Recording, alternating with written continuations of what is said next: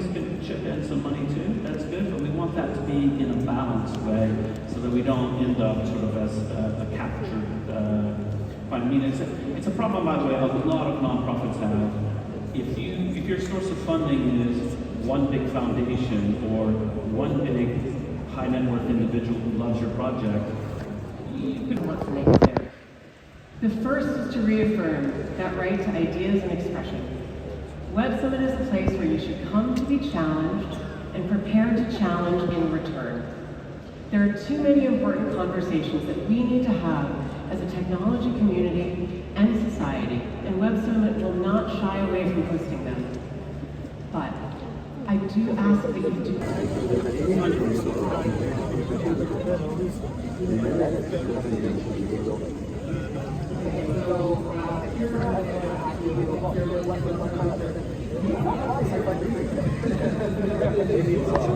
And then there's the whole world of, as you said, deep fakes, generative AI created content. And I think if we're being honest, we in the media need to make sure that we're able to keep pace with the way that this technology is moving. I think that requires us to really build that into all of our processes. And so whether it's in-house developing tools to be able to make a decision on whether a piece of video or a photo is fake, whether it's working with outside partners, who may have more advanced technology than some people in the media industry might, whichever way you tackle it, it's really about making sure it's part of your process now and you're accounting for it. And I think that any of us in the media who ignore it at this point are doing so at our own peril. But this is a huge transformation for the media because we're not natively, technologically driven. Think, for example, about Rio, you think about Copacabana or Ipanema, basically. And these people live in this area.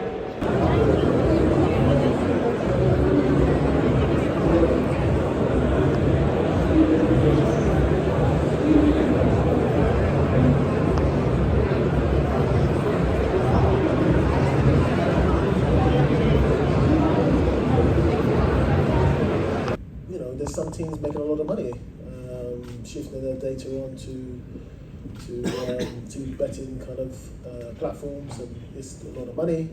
But at the same time, the lack of police actually physically on the streets. Is it education?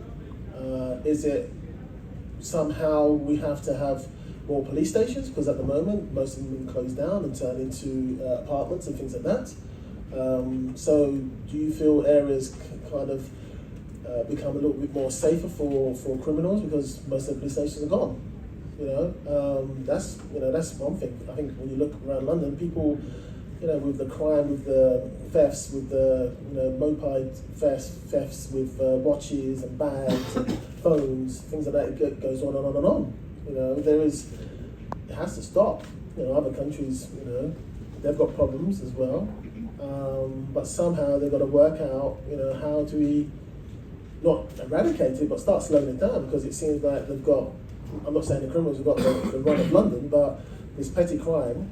Then you've got the prison situation, if you do get people and you prosecute them, there's no spaces in the prison. So all these petty crimes are being slapped on the wrist and people move on.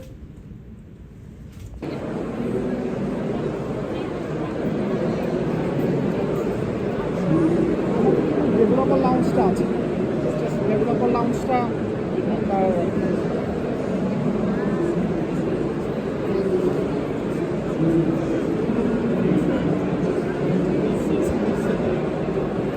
Into African technology. And of course, there's myself, Toby Martin.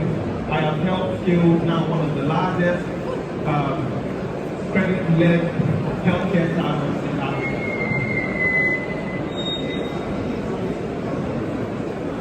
With all the opportunities, we see a path to growth. And that's why we're inviting them. We're currently raising money to match what we've got from the EIC. Saying, well, those must be gigantic permanent monopolists. If there were no room for new entrants in artificial intelligence, we would not have OpenAI today. So I think a good mantra, and I forget where I heard this, is that all great concentrations of power demand vigilance. I think that's really a great insight. I believe in that. Do all great concentrations of power need to be alive? I am a middle-aged guy. I am pretty sure I'm healthier overall than my dad was at the same age. We know more about nutrition. We know more about exercise. We know more about diet. The healthcare system has improved a lot. I think I can stay healthier later in life than my ancestors did in general. I think what the geeks have figured out is not immortality. There are just too many things that can go wrong. I think they have figured out how to stay healthier and vital and competitive for longer than was the case previously. Of those attendees, about 43% of them are women. 153 countries are represented, 2,608 startups in our startup program, which is the highest in the world. As far as the startup ecosystem and really celebrate the work that entrepreneurs were doing. As you've heard, we've had record numbers of startups that are in attendance this year. And what we've been hearing from the startups on the ground and our attendees is that the focus on startups and the focus on entrepreneurs has been, in some ways, a really welcome recollection. Aqui na frente.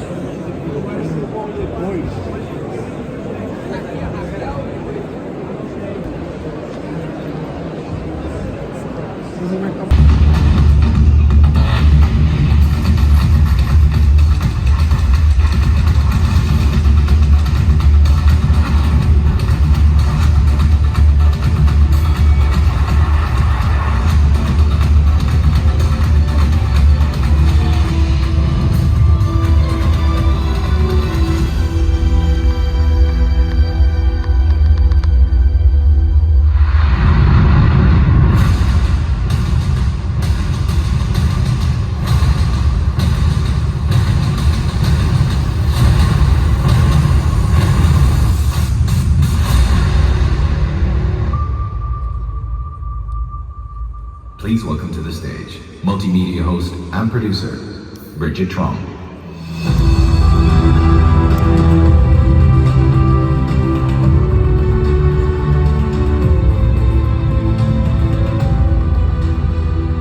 Good afternoon, everyone. How's it going? My name is Bridget Trong, and I am one of the co-hosts and online, but the community angle for us is always at the heart of everything we do at Lush.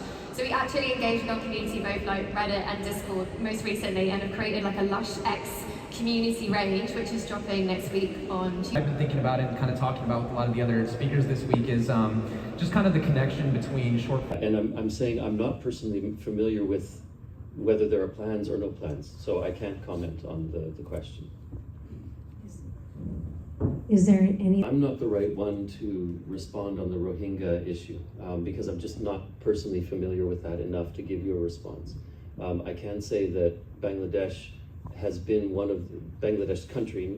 I know you're asking about the refugee population, the Rohingyas that are there, but Bangladesh as a country has made tremendous digital progress over the last 15 years in terms of its digital journey. So there's a lot of capacity there. But I'm sorry that I can't, I'm not equipped to respond to the question on the Rohingyas. I'm just not personally familiar with it. Actually, but some people are out of the digitalization. Some people are outside of the digitalization. So Bangladesh is working there. But how to work between United Nations and Bangladesh to make the digitalization the key point? Yeah, well, UNDP, the United Nations, and Bangladesh have a long history of working together on digitalization. For the last 15 years, we've been very honored to partner with the government of Bangladesh on the initiative called Aspire to Innovate, the A2I office, which has now become part of the Ministry of ICT in Bangladesh. And that work has made tremendous progress in the last 15 years. And we actually see now Bangladesh is ready to share a lot of the things that have been built there with the rest of the world. So we're actively working with the government to see what platforms, what technologies can be adapted and shared with other countries. Bangladesh is very active in these international forums. And then locally in Bangladesh, we know that not everyone is connected to the internet, and that's where I think some of the models that have been developed with A2I have been very effective in terms of running digital centers in rural areas where people who may not have connection to internet can go to those centers that are run by local entrepreneurs and access government services. And there's, I think, many hundreds of services available to all Bangladeshis via those channels.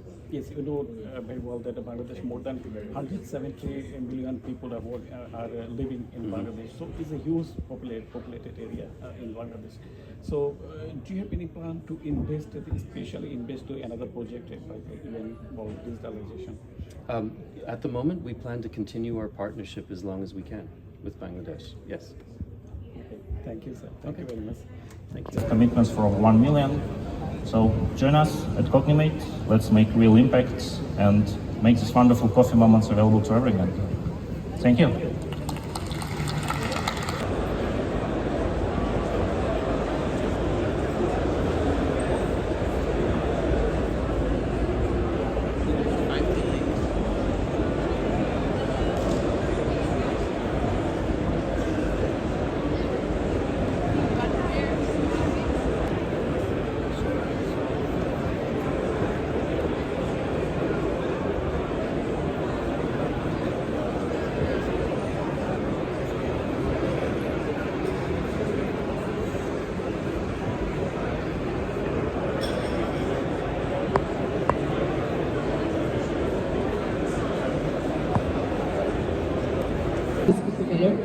In Barcelona. So we created this product that fixes every little friction in property collaboration. So when research and information is saying that more than 40% of Gen Z are going to think about Google before they search for an answer, we've got a problem. But the bigger problem is that these platforms don't even want you to leave the page. So brands don't even get page hits anymore.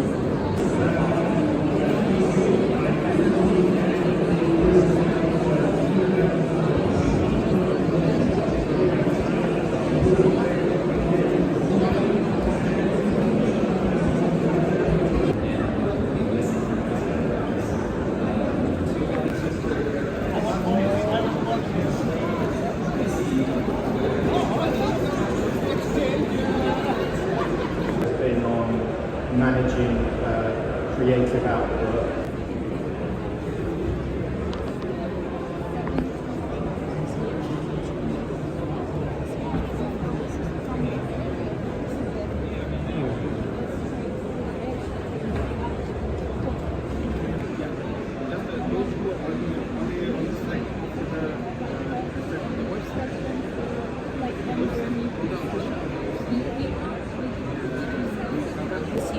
And Germany, it's a different way. They speak English, but if you ask them, like, can you speak English? No. And they just want you to learn German, and that's not the case in France. In France,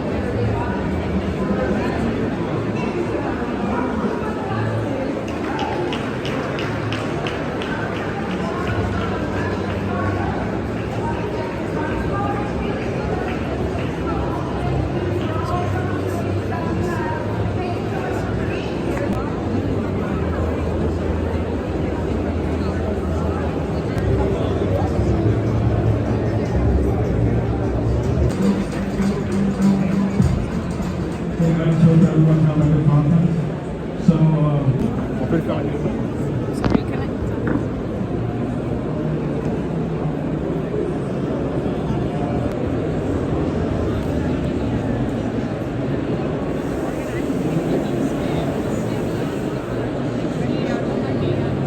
Very dire problem.